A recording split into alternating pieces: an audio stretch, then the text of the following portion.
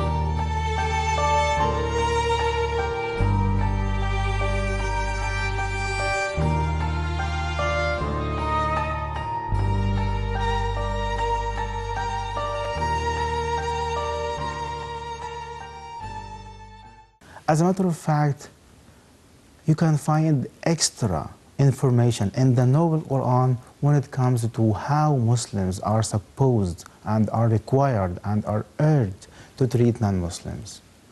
As a matter of fact, Allah subhanahu wa ta'ala commands Muslims to show kindness, mercy, and courtesy towards non-Muslims and all non-Muslims.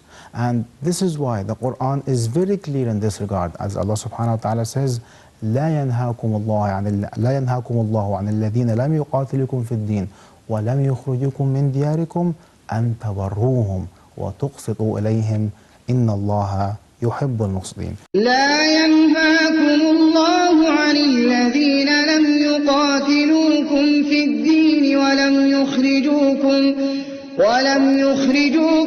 من دياركم أن تبروهم وتقسطوا إليهم إن الله يحب المقسطين. In the name of Allah, the Merciful, the Compassionate. God forbids you, not with regard to those who have not fought you in the cause of religion, nor expelled you from your homes, that you should be considerate and deal justly with them. Surely God loves the just. You can see that the verse here uses the word bir, which is to be extra nice and extra thoughtful and considerate, which is the word that Allah subhanahu wa ta'ala commands us how we should treat the parents. So it is the same word which is to be of bir and to tabar, which is a verb. So as Allah subhanahu wa ta'ala uses it with how the Muslim should treat his or her parents, it is also the same word when it comes to how a Muslim should treat a non-Muslim. And this is why it is very important to be understood when it comes to the fact that when there is a verse that speaks of a particular context, it is not about them being non-Muslims. And it is for this we also read in the Noble Quran, وَإِن طَائِفَتَانِ مِنَ الْمُؤْمِنِينَ اقْتَتَلَا فَقَاتِلُوا الَّتِي تَبْغِي حَتَّى تَفِيءَ إِلَى أَمْرِ اللَّهِ.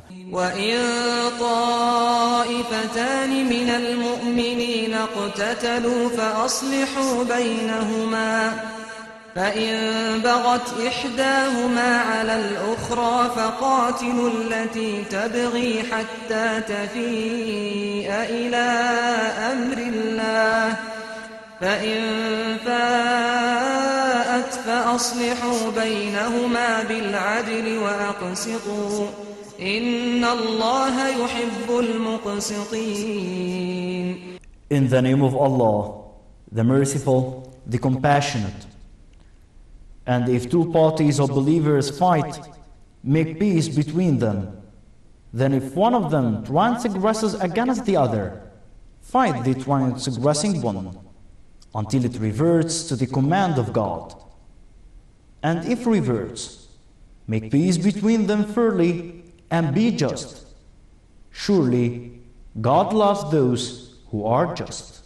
And if two groups from among the believers started to fight against each other, so fight the one that transgressed.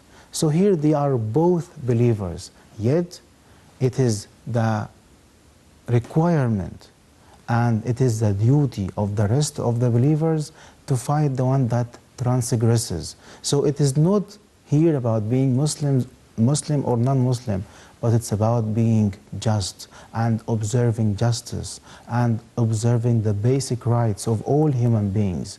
So it is not like that the Quran tells the Muslims they are allowed to fight against non-Muslims just because they don't subscribe to Islam or believe in what Muslims believe in. This is totally not the case, and this is why we need to be professional and ethical and to be really accurate when it comes to how we read the Quran and how we understand the Noble Quran. For indeed, the Noble Quran is a book that only promotes peace and for all the people of the world to live together. And this is why in numerous places we find the Quran starting in many verses with the expression of Ya ayyuhan nas. That's all humankind, all humanity, all people of the world, all the children of Adam.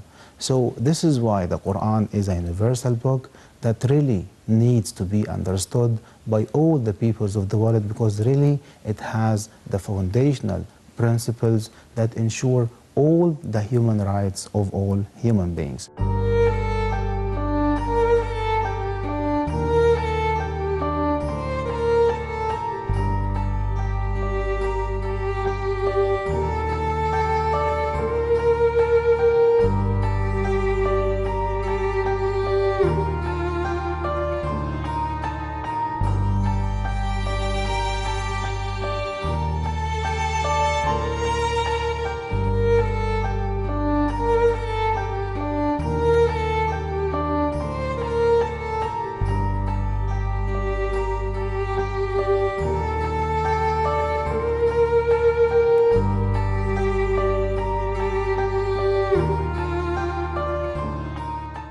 As we are coming closer to the end of this episode, my dear viewers, the point is any misunderstanding and any misuse of the Noble Quran is only reflective of the lack of the knowledge of the person who does so.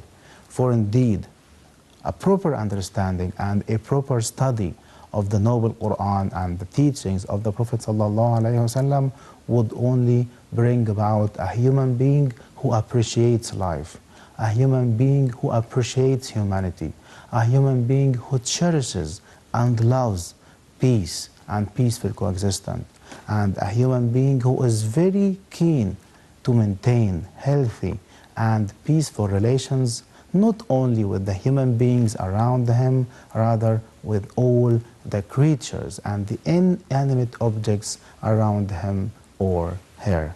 That's it for this episode. I leave you in the care of Allah subhanahu wa ta'ala, wishing you all the best. Until then, I leave you in the care of Allah subhanahu wa ta'ala and reminding you of the fact that you can watch this episode and the previous ones on the official Facebook page and the rest of the social media. Assalamu alaikum wa rahmatullahi wa barakatuh.